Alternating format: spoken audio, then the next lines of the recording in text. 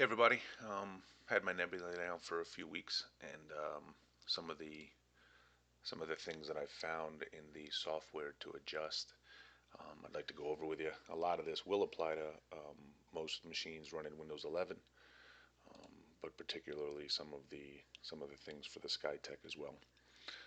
First thing you want to do is you want to get down to your App Center here and make sure all of your apps. Now, I actually updated mine, so you'll have apps in here, gigabyte apps that will get your motherboard and gigabyte apps updated. You can get to some direct to Windows settings here, and then there is third-party software. I believe that was in Norton's. I'm going to get into that in a couple minutes as well. So this is the first thing you should do is get your system updated. It does come with a program called RGB Fusion. Now, RGB Fusion does cover or controls some of the RGB lighting.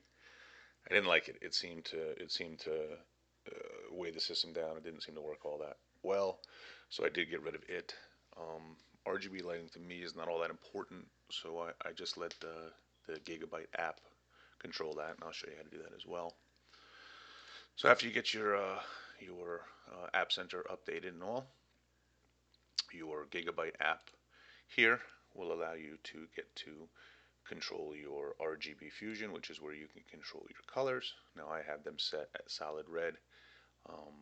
These two adjustments here are the case fans and the CPU cooler. These two aren't used, and if you want to adjust them all, you just click into the motherboard picture itself, and then you can pick whatever presets you want. Now the thing to remember this is I'm going to do another BIOS video, but these settings don't kick in until Windows loads. So the BIOS has its own RGB settings, and when you first start your computer, it will use the BIOS's RGB settings. So mine were set to flash yellow when the machine started, and it was quite annoying. So once Windows starts, this one would kick in, and my solid red would be on. But while it was starting up, it was flashing yellow. I will do a BIOS video and show you how to adjust that too, but I'm having trouble figuring out a way to screen grab my BIOS because it is before Windows. But anyway, we'll get to that. So that is your RGB. You can adjust your fan. You can do manual settings and adjust your fan through here. And then you have some performance options. Now, this particular, I believe, CPU does not allow a bunch of adjustments. But here's the information for the machine, information for the core memory, and system alerts you can change. I did not adjust really anything through this section, just so you know. This is the the GPU performance page and memory. You can have this do an overclock scan. It does take a bit, probably 10 or 15 minutes I think it took. You let it run, it will tell you the highest amount that you can adjust your boost clock. I think mine was in 100 and change. I don't know if that's making much of a difference, but I did set it at 75. I did bring my power limit up to 100%. That will allow your GPU card to use 100% that it's calling for. Not that it will use it all the time, but it will allow it to use 100%. And I did bump my temperature up just a few degrees. Now, I did not mess with this. It was 17,002 out of the box. I don't know if that's right, but I didn't mess with it. You can get updates here as well. Check that, make sure it's updated. And that is essentially your gigabyte control. Now, there are some adjustments in Windows which you want to get. So you want to get to your startup apps. You want to make sure anything that's here that you don't want starting up every time you start your computer. Most of these, or a good chunk of these, were turned on. You want to get them turned off. You want to, as little as possible, to load when you're starting your computer. Keep it running nice, so you do that first. Get all that stuff turned off. Also, uninstall. Get to your apps. Go to apps here, and anything that you know 100% you're not going to use or you don't need, you can go ahead and, if it's an option, uninstall on anything here. So you get your stuff uninstalled, you get your startup set up. there is an option that Windows will show as an alert. It's in your core isolation. Now I shut the alert off because if you go to core isolation or you file the alert, it will bring you to here for memory integrity. I have it set to off. I did try to turn it on. It turns on and you can use it. It did affect my gaming a lot.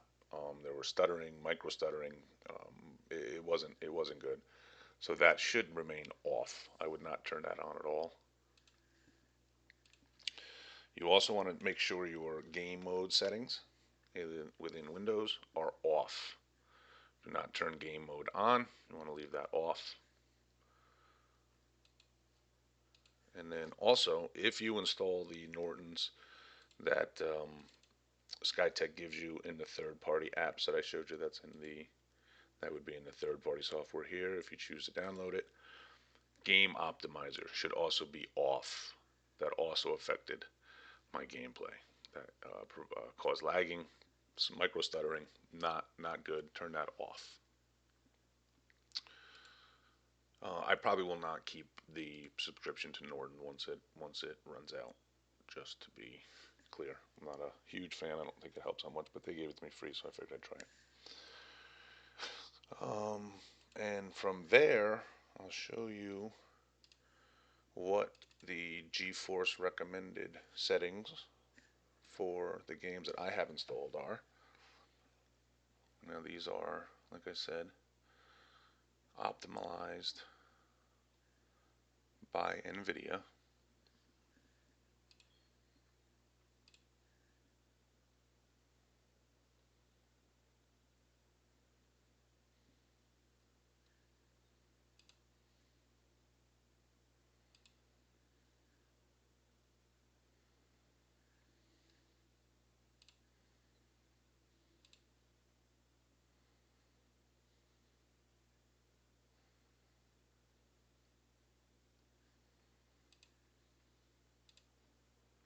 So most of them are quite highly set.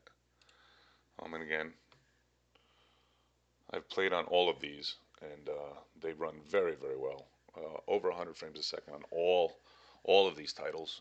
Modern Warfare 3 was running up in the 170s in multiplayer. A little higher, I think, in the campaigns.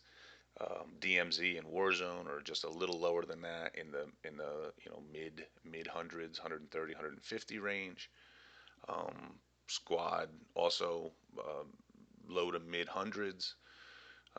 PUBG was 130 plus, pretty solid. Scum and Sea of Thieves also solid frames per second. No problem at all running any of these games, any of these titles at all. I'm going to be getting some more demanding titles to check out, and I still will be trying to get some gameplay footage, possibly with some frames per second up. As soon as I try to get a second PC here set up for streaming, I want to give this PC the best showing it can, so I don't want the streaming to drag it down. But anyway, those are some tips, some adjustments that I found for the Skytech Nebula that were huge differences in performance and frames per second. Thanks, guys. I do have some more videos going to be coming out. I am going to try to get either some screenshots at least of the BIOS, so you guys know a few adjustments in there, because we do have some memory XMP to turn on and a couple of other adjustments in there. I know this one has the USB port stay on after you shut it. Now that was an issue for me because my headset has a Bluetooth and that was staying connected to my phone even after I shut the PC. And then the lights on the speakers and a couple other things. So I can show you guys how to adjust that in BIOS, but I do have to figure a few things out for that. And I am going to be doing a couple of small upgrades. We're going to be adding an M2 drive to this machine and upgrading the RAM. So those will be videos coming out in the future. I hope you guys will like and subscribe, I guess. It sounds weird saying, but yeah, like and subscribe, and we'll see what we can do and get some more videos. Thanks, guys. Have a great day.